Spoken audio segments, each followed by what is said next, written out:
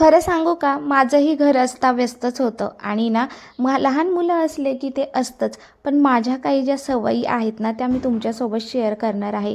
तुमच्यासोबत कुठल्या tips, tricks वगैरे काही नाही. तर मला कुठल्या ज्या मी चांगल्या सवयी लावून घेतल्या आणि ज्यामुळे ना आता माझं जे घर आहे ना, ते बऱ्यापैकी स्वच्छ आणि मेन म्हणजे नीटनेटकं राहायला सुरुवात झाली आहे. तर चला तर मग तुम्ही व्हिडिओ स्किप न करता संपूर्ण बघा आणि व्हिडिओ आवडत असेल तर व्हिडिओला लाईक करा, शेअर करा, सबस्क्राईब देखील करा. घर हे माणसांनी बनलेलं असतं आणि घर म्हटलं की घरात माणसं राहणारच आणि घरात माणसं राहत आहे म्हटल्यावर घरात पसारा पण होणार. आता पसारा आवरणं हे काही आपल्याला खूप अवघड काम नाही आहे. जी गोष्ट आपण जिथे लगेच केली आहे ना, आता बघा मी चहा पिला आहे आणि तिथेच बसली आहे. बघता बघता आपण उशी घेतो, काय काय गोष्टी आपल्याला सवय असते. तर उठताना एक गोष्ट लक्षात घ्या की आपण जिथं बसलो आहे तिथली जागा 1च मिनिटाचा वेळ लागतो. उशी जागच्या जागी ठेवली आहे, तिथे एक जॅकेट होतं ते उचलून ठेवले. अशा गोष्टींमुळे ना लगेच ती जागा नीटनेटकी झाली आणि त्याला वेगळा वेळ द्यायची गरज नाही पडली.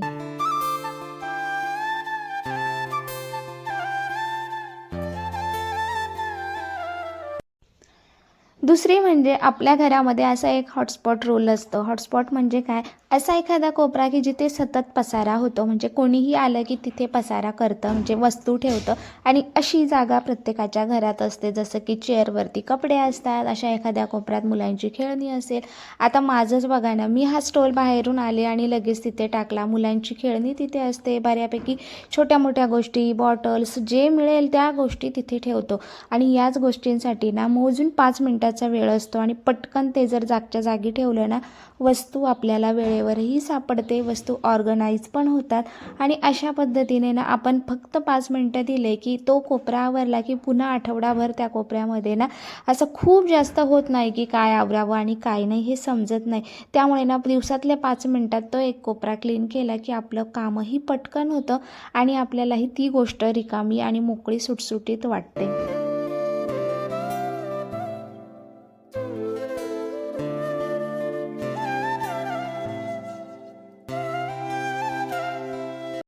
त्याचबरोबर आपल्या बायकांना एक सवय असते, एक गोष्ट आवरायला घेतली की आजूबाजूच्या 2-3 गोष्टीही आपण आवरून घेतो आणि ही सवय आपल्यासाठी खूप चांगली असते बरं का. कारण की बघा ना, आता हे इथलं कपाट जे आता मी तो कोपरा जो आवरला तो क्लीन करता करता मला असं वाटलं की चला, जितकं पूर्ण जे कबड आहे त्यावरती थोडीशी धूळ दिसते आणि म्हणून लगेचच त्याच्यावरनं हात फिरवून घेतला आणि त्यामुळे नकळत ती ही गोष्ट क्लीन झाली. त्याच्यासाठी असा वेगळा वेळ द्यायची गरज पडलीच नाही आणि बघा झटपट असं माझं हे काम देखील होऊन गेलं. चला, पुढची गोष्ट म्हणजे ना, कोणतीही गोष्ट बाहेरून घरात आली की ती लगेच जागच्या जागी ठेवणं. जशी आता ही गॅस टाकीच घ्या ना, ती सकाळी आलेली आहे पण अजूनही ती तिथल्या तिथेच होती आणि त्यामुळे काय झालं की लगेच त्याच्यावरती एखादी पिशवी आणून टाकली किंवा आणखी काहीतरी वस्तू दिसली की त्यावरती ठेवायला जागा मिळते आणि त्यामुळे तिथे पसारा वाढत चालतो. त्यामुळे लगेच जागच्या जागी गेली आणि तिथला पसाराही कमी झाला. चला, आता पुढची गोष्ट आहे फ्रीज. फ्रीजवरती कोणाच्या घरात पसारा नसतो, प्रत्येकाकडेच असतो. बऱ्यापैकी तर मी कमी केला आहे, कारण की मी एक रूल आत्ता नवीन म्हणजे खूप दिवसापासून फॉलो करते. जितकं जास्त वस्तू कमी तितका पसारा देखील कमी होतो आणि आवरायला देखील सोपं जातं. आता बघा, माझ्याकडे ही बॉटल होती, ती संपली आणि नवीन आली, त्यामुळे ती जुनी लगेच मी टाकून दिली. उगाच त्याच्यामध्ये मला काहीतरी ठेवता येईल म्हणून. आपल्याकडे बऱ्याच बरण्या असतात आणि आपण ठेवतो आणि त्यामुळे पसारा वाढत चालतो. आता फ्रीजवरती पसारा कमी होता म्हणून मला लगेच त्यावरचं जो कपडा आहे तो बदलता आला.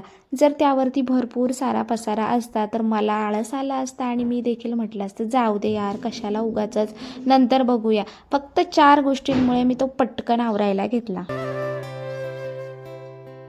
आपण कुठे बाहेर गेलो की आपल्याला बाहेर जाताना आपण नवीन कपडे घालत असतो आणि आल्यानंतर ना धावपळीत असं कॉटवरच टाकून देतो. आता माझं रो हाऊस आहे त्यामुळे वरती आमचे बेडरूम्स असतात आणि असं होतं की अरे यार, वरती कोण बघणार आहे, त्यामुळे बाहेरून आलं की कपडे त्याच्यावर टाक, खालचा काही पसारा आहे जो वरती ठेवायचा तो तिथे नेऊन ठेव.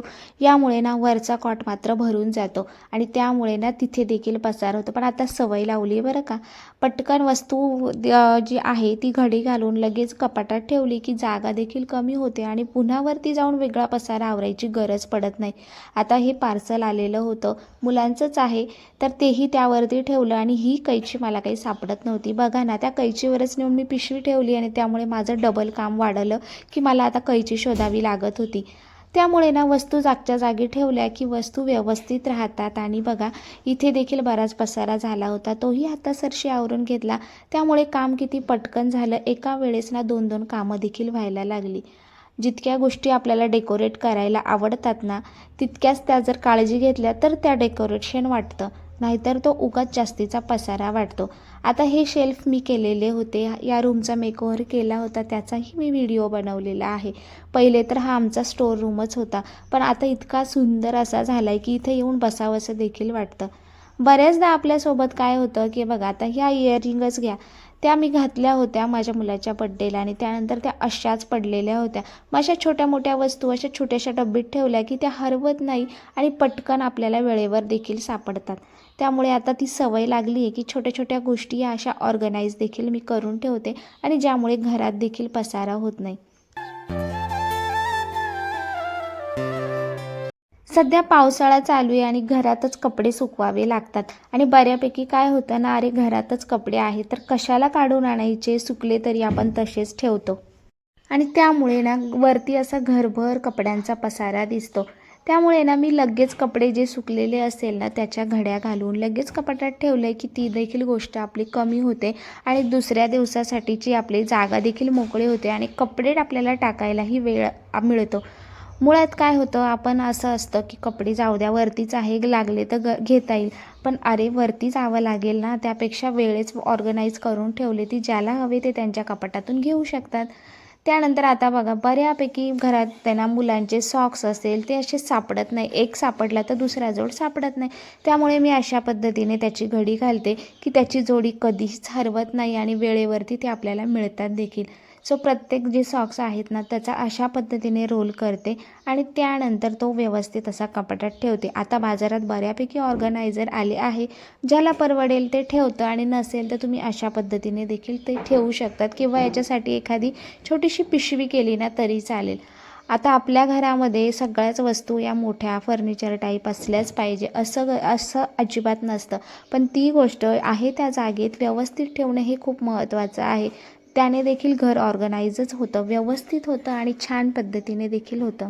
आणि लहान मुलांच्या कपाटात आहे ना नेहमी असे कपडे आपल्याला अस्ताव्यस्त दिसतात, त्यामुळे लगेचच 1-2 वरच्या कपड्यांच्या घड्या घातल्या की पुन्हा ते वेगळं असं आवरावं लागत नाही.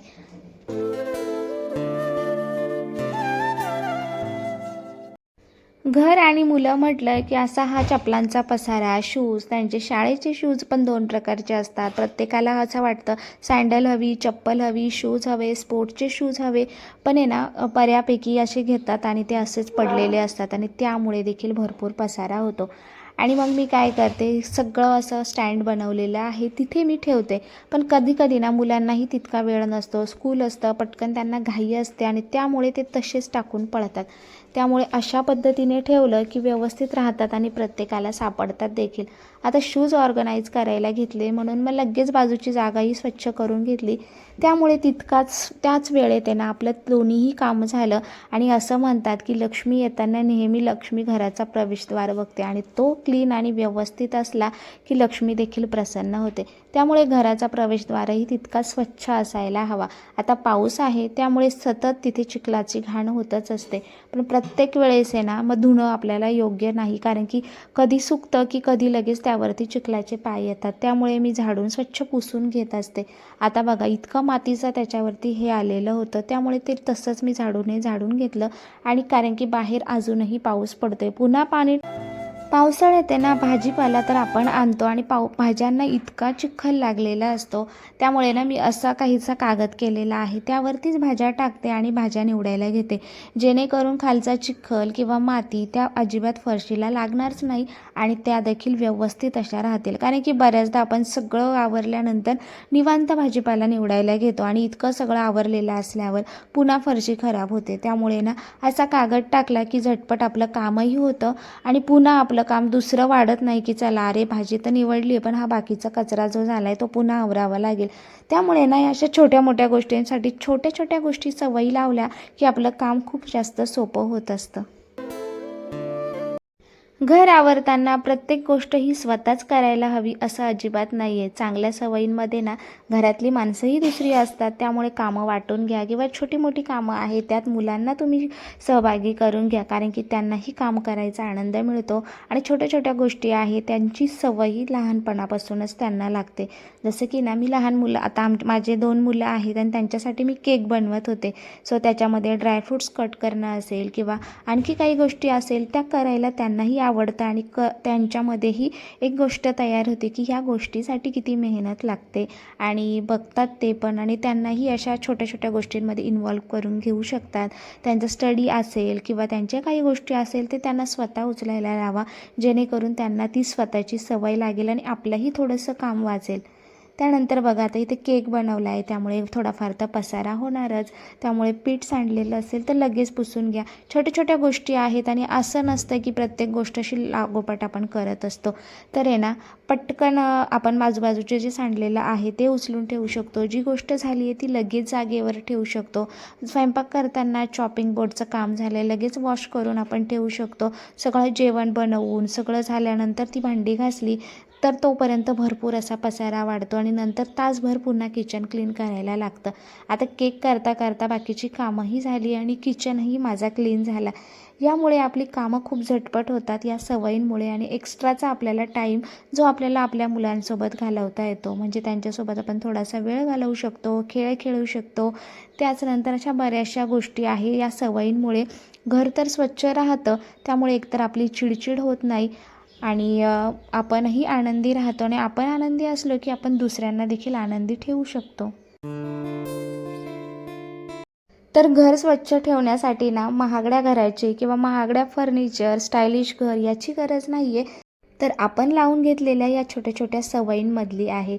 तर तुम्हाला हा व्हिडिओ कसा वाटला तर कमेंट करून नक्की सांगा आणि एखाद्या दिवशी जर घर आवरलं गेलं नाही तर स्वतःला दोष देऊ नका, कारण की घर आहो आणि आपण राहणारे घरातले माणसं आहो, त्यामुळे कधी कधी असं सगळं चालून घेऊ शकतात. चला भेटूया पुन्हा एका नवीन व्लॉगमध्ये तुमच्यासोबत नवीन काहीतरी घेऊन. बाय.